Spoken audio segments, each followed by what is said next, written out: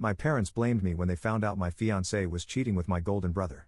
But after, I, 42 meters, have always been the disappointing son in my family, despite having a successful career as a research professor at a prestigious university. Today, after decades of staying quiet, I need to share my story. My younger brother, Alex, 38 meters, has been the golden child since we were kids, and their blatant favoritism has finally reached a breaking point that shattered our entire family dynamic. My earliest memories are tinged with the subtle sting of comparison. I remember sitting in my room at 8 years old, eagerly reading through my science books, while my father's voice carried from downstairs, "Why can't you be more outgoing like your brother?" Alex was only 6 then, but he already had our parents wrapped around his finger, entertaining their friends with his theatrical performances in the living room. While I was fascinated by the mechanics of how things worked, spending hours taking apart old clocks and reassembling them, Alex was putting on shows and getting all the attention. The pattern was set early. For my 10th birthday, I asked for a chemistry set. Instead, I got some second-hand novels because books are more practical. 2 months later, Alex mentioned wanting to try soccer, and suddenly our parents found room in the budget for private lessons, complete with brand new cleats and custom-made jerseys. When I asked to join the school science club that same year, Dad sighed about expenses and suggested I focus on making friends instead. My grandfather Martin was my only ally in the family during those early years. He lived a few blocks away, and his house became my sanctuary. While my parents took Alex to soccer matches and acting workshops, I would spend weekends with Grandpa Martin. He had been a high school science teacher before retiring, and he nurtured my curiosity in ways my parents never did. "Your mind is a gift," he would tell me, helping me conduct simple experiments in his garage or teaching me about the constellations from his backyard. The disparity in our treatment became glaringly obvious during our teenage years. When I was 14, I won the state science fair with a project on renewable energy. My parents didn't even attend the ceremony, claiming they had to take Alex to an important audition. That same year, Alex got a small role in a local theater production, and our parents threw him an elaborate party, invited the entire extended family, and even hired a photographer. High school was a blur of academic achievements that went unnoticed at home. I was editor of the school newspaper, president of the science club, and maintained a 4.0 GPA. Meanwhile, Alex was dating the cheer captain and starring in school plays. Every dinner conversation revolved around his social life and theatrical pursuits. My academic accomplishments were met with perfunctory nods, if they were acknowledged at all. When college acceptance letters arrived, I had secured a full scholarship to study biochemistry at a prestigious university. Instead of pride, my father's response was, "At least we won't have to worry about your tuition." 4 years later, when Alex decided he wanted to attend an expensive private university for performing arts, our parents sold their vacation cabin to fund his education. "Alex shows such promise," they said. "We can't let his talent go to waste." During my college years, I threw myself into my studies, finding solace in the lab where my dedication and intelligence were finally recognized and valued. My professors became the mentors I'd always craved, encouraging my research and supporting my academic pursuits. I graduated summa cum laude and was accepted into a top PhD program with full funding. My parents attended my graduation but left early because Alex had a callback for a commercial audition. Throughout my 20s and 30s, I built my career methodically and successfully. I published extensively, secured significant research grants, and earned tenure at 40, a rare achievement in academia. Yet at every family gathering, the conversation inevitably centered around Alex's latest acting role or his marriage to Rachel, a successful real estate developer. My research breakthroughs in molecular biology were reduced to, "Oh, Eric's still doing his science things." I thought I'd finally found my happiness when I met Diana, a fellow researcher in my department. She seemed to understand me, sharing my passion for scientific discovery. We collaborated on several papers, and our relationship grew naturally from our shared interests. When she proposed last year, I thought I'd finally have something my family would celebrate, a traditional milestone they could understand and appreciate. But last week, everything imploded in the most devastating way possible. I had stayed late at the lab, finalizing some data for our latest paper. When I went to Diana's office to drop off the results, I found her and Alex in an intimate embrace on her desk. My married brother was having an affair with my fiancé. The betrayal was gut-wrenching, but what happened next was even worse. When I told our parents, their immediate concern was for Alex. "Please don't tell Rachel," my mother pleaded. "Think about your brother's marriage. She has a prenup, he'll lose everything if this gets out." My father nodded along, adding, "These things happen, Eric. You need to be the bigger person here." I've spent 4 decades being the bigger person. I stayed quiet when they forgot my birthdays but threw elaborate parties for Alex. I said nothing when they missed my PhD defense but flew across the country for Alex's community theater performances. I swallowed my hurt when they helped Alex buy his first house but told me I needed to learn financial independence. In the midst of this chaos, something unexpected happened. 3 weeks ago, I met Michelle at a university fundraising event. She's an architect, 45F, who designs research facilities, and she was there presenting plans for our new science building. Unlike Diana, who often competed with me intellectually, Michelle listens with genuine interest when I talk about my work. She asks thoughtful questions and shares her own creative process of designing spaces that facilitate scientific discovery. My grandfather Martin noticed the change in my voice when I called him last week to tell him about Michelle. "You sound lighter, son," he said. "Tell me about this architect of yours." For 2 hours, we talked about everything: how Michelle's eyes light up when she discusses the intersection of art and science in her designs, how she invited me to critique her preliminary sketches for the new research wing, how she remembered every detail about my work when we met again for coffee. The contrast between my family's reaction to Michelle and their treatment of Diana is stark. When I mentioned Diana at family gatherings, they'd immediately shift the conversation to Alex's latest achievements. But when I briefly mentioned Michelle to my uncle Louis at a recent family dinner, my parents actually paused their usual praise of Alex's acting career to listen. Of course, they managed to turn it around to Alex within minutes. "Oh, an architect? Did you know Alex's friend from his yoga class is married to a famous architect? Alex, tell Eric about him." The irony of my current situation isn't lost on me. I've spent decades excelling in my field, earning accolades that my parents barely acknowledge. I've published groundbreaking research that could lead to new treatments for genetic disorders, yet my mother's primary concern is whether I'm getting enough sun in the lab. Alex, meanwhile, has bounced between minor roles in commercials and community theater productions, and every audition is treated like he's up for an Oscar. Last month, I received the prestigious Morrison Grant for my research on cellular regeneration. It's a significant achievement in my field. Only 3 researchers nationwide are selected each year. When I called to share the news, my father's response was, "That's nice, dear, but did you hear about Alex's latest role? He has 3 whole lines in a national commercial." Later that week, they hosted a family dinner to celebrate Alex booking that commercial role. No mention was made of my grant. The day I found Diana and Alex together, I had actually stopped by her office to show her the grant acceptance letter. I thought she'd be proud. We'd worked together on some of the preliminary research. Instead, I found her with my brother, his designer suit jacket draped over a chair, her engagement ring glinting on her finger as I gripped the door frame in shock. What followed feels like a blur. Alex is casual, "Oh, Eric," as he straightened his tie. Diana stammered excuses about feeling neglected because I spent too much time in the lab. My parents' frantic calls after I told them, all focused on protecting Alex's marriage and reputation. Not once did anyone ask how I was feeling. The next day, I went to my lab as usual.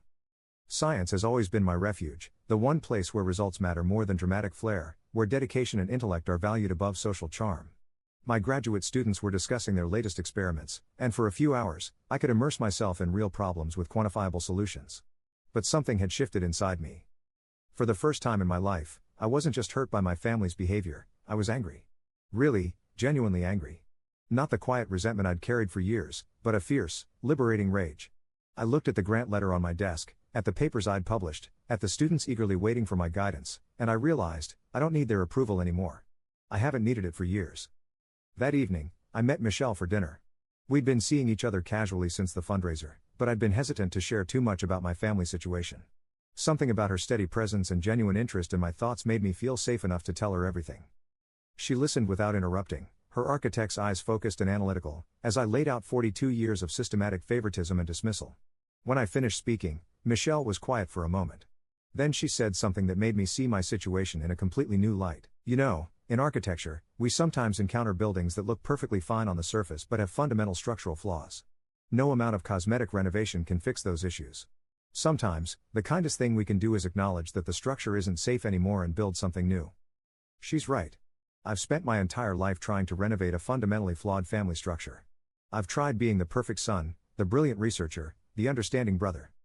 I've minimized my achievements to avoid overshadowing Alex, downplayed my successes to spare my parents the cognitive dissonance of having to acknowledge them while maintaining their narrative of Alex as the special one. Last night, I had dinner with Grandpa Martin. At 92, he's still sharp as ever, and he's always seen through our family's dynamics with crystal clarity.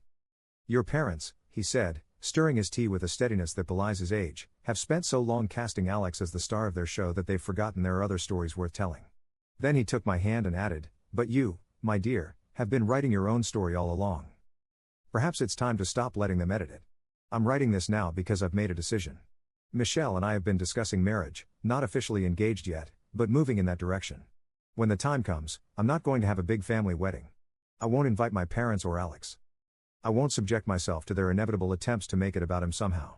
Instead, I'll have a small celebration with the people who have actually supported me, Grandpa Martin, my Uncle Louis, my colleagues who value my work, and Michelle's family, who have shown me more genuine interest in 3 weeks than my own parents have in 42 years. Yesterday, Alex tried to call me. I let it go to voicemail. He left a message saying he wants to explain and that I'm overreacting to the situation with Diana. He ended it by reminding me that he's my only brother and family should forgive each other. I deleted the message without responding. For the first time in my life, I'm choosing my own happiness over my family's carefully constructed narrative. I'm choosing to surround myself with people who value me for who I am, not who they wish I would be. I'm choosing to celebrate my achievements without minimizing them to protect someone else's ego. I know there will be fallout when my parents realize I'm serious about cutting contact. They'll probably tell everyone that I'm being dramatic, that I'm jealous of Alex's success, that I'm breaking up the family. But here's the thing, I'm a scientist. I deal in observable facts.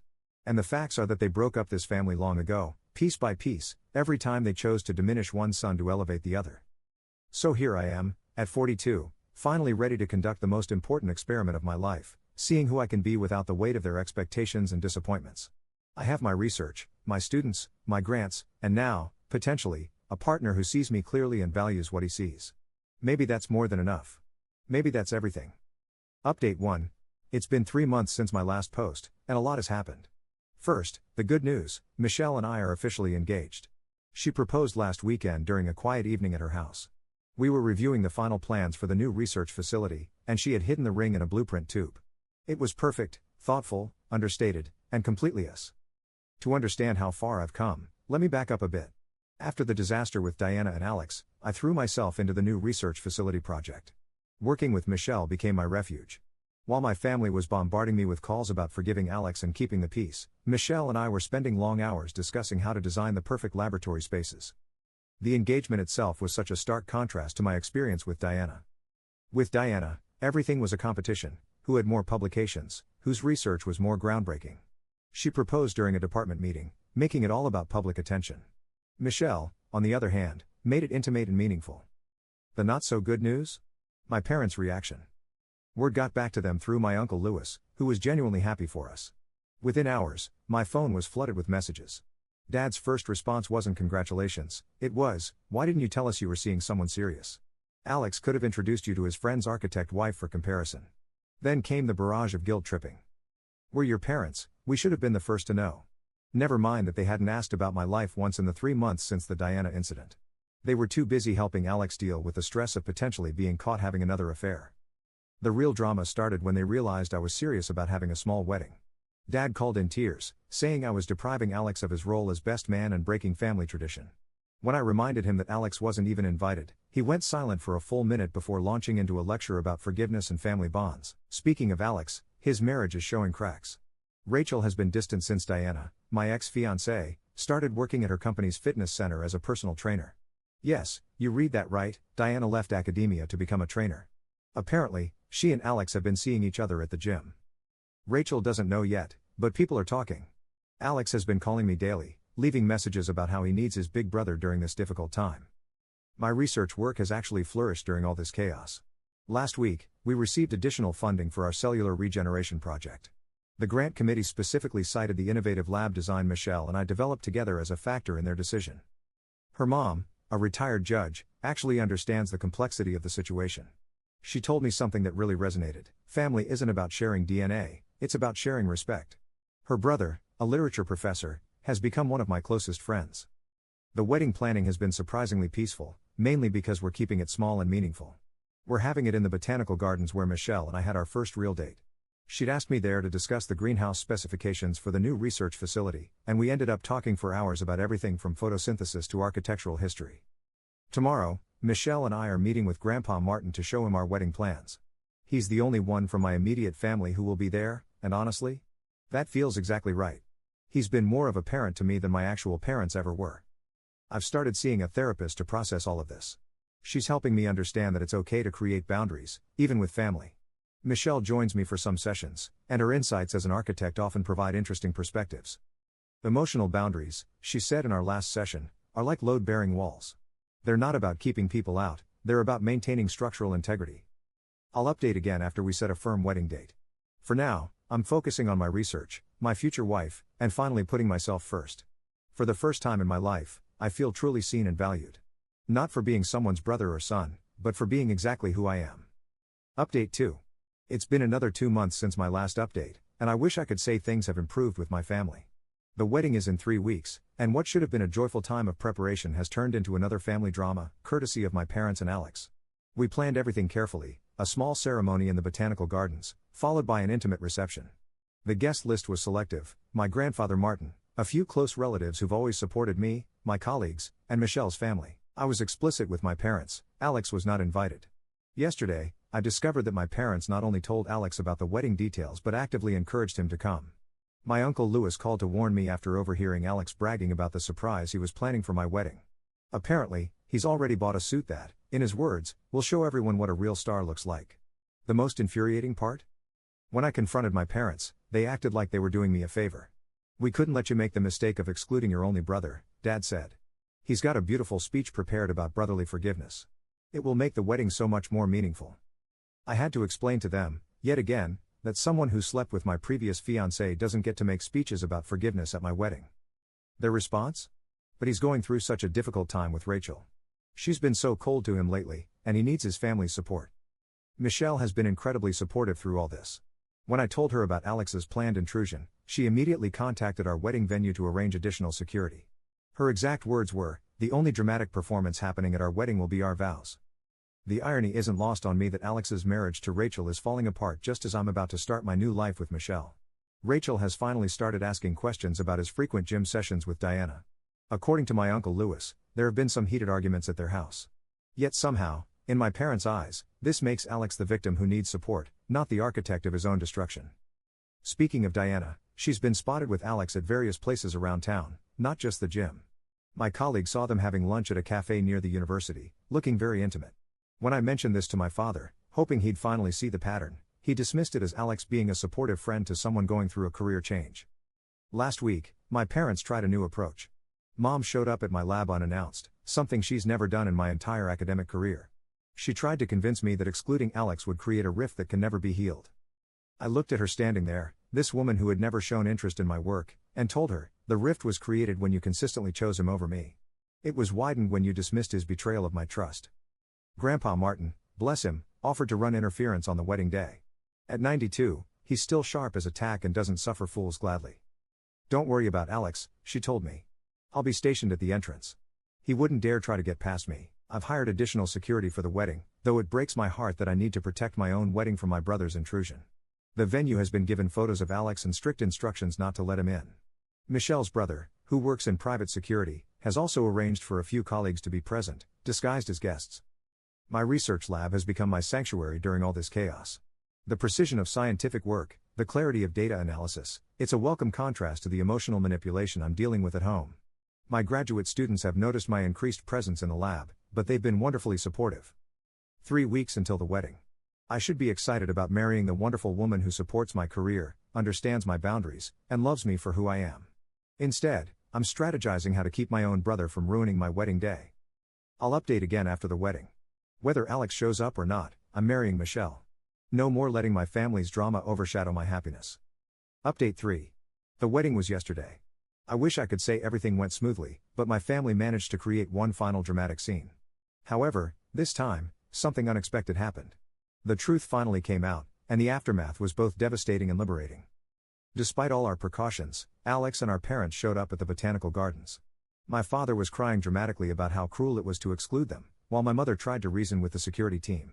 Alex, true to form, wore a white suit that looked more appropriate for a red carpet event than a morning garden wedding. I was in the groom's suite with Grandpa Martin and Michelle's brother when they arrived. Through the window, I could see the commotion at the entrance. That's when something inside me finally snapped. Years of being the good son, of staying quiet while they diminished me, of watching them excuse Alex's behavior, it all came to a head. I walked out to the entrance, still in my wedding suit. Alex immediately started his performance. "Eric, how could you do this to me?" he said. "I'm your brother. I came here to support you, to show you how much I love you." His voice trailed off as he noticed Rachel's car pulling into the parking lot. Yes, Rachel, his wife, who apparently had followed him there. What followed was like a scene from a movie. Rachel confronted Alex about his relationship with Diana. He tried to deny it, but Diana chose that exact moment to call his phone, which was on speaker.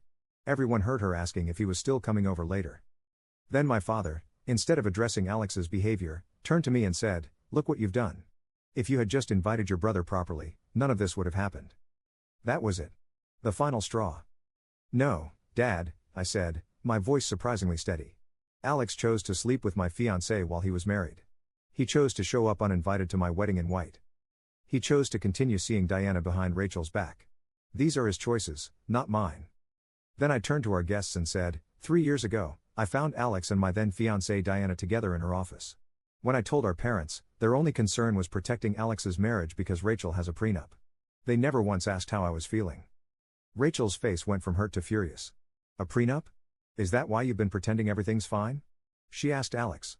Through tears and mascara, he admitted everything. The affair with Diana had been going on even before she and I were engaged. He had pursued her because he was bored and because he couldn't stand that, for once, I had something he didn't. Rachel turned and walked away without another word. Alex ran after her, calling her name. My parents followed, still somehow more concerned about Alex's crumbling marriage than their other son's wedding day. After they left, something remarkable happened. Our remaining guests, my colleagues, Michelle's family, Grandpa Martin, and the relatives who had always seen through Alex's act, formed a protective circle around us. Michelle's mother, the retired judge, stepped forward and said, "Now, shall we have a wedding?" The ceremony was beautiful. The gardens were in full bloom, and the morning sun created a natural spotlight through the trees. Michelle's vows made me cry. She promised not just to love me, but to always see me, to value my mind as much as my heart, and to build a life based on mutual respect and understanding. Today, I've learned through my uncle Leonard that Rachel is filing for divorce. The prenup means Alex gets nothing. My parents are beside themselves trying to figure out how to help him, but for the first time in my life, I feel no obligation to get involved in the drama. Michelle and I are about to leave for our honeymoon, 2 weeks in New Zealand, where we'll visit some of the world's most advanced research facilities between hiking trips and wine tastings. It's the perfect blend of science and relaxation, just like us. Grandpa Martin called this morning to check on me. "You know," he said, "sometimes the most important experiments are the ones where everything goes wrong, but you end up discovering something revolutionary." He's right, as usual. In the midst of all that chaos, I discovered my own strength. I don't know what the future holds with my family. I suspect my parents will eventually try to reach out, probably to ask me to help Alex get back on his feet. But for now, I'm focusing on my new life with Michelle, my research, and the family we've chosen, one built on mutual respect and genuine love rather than obligation and competition. This will be my final update. Time to start my honeymoon with my wonderful wife, who loves me not despite my dedication to science, but because of it. Here's to new beginnings, clear boundaries, and finally being free to be exactly who I am.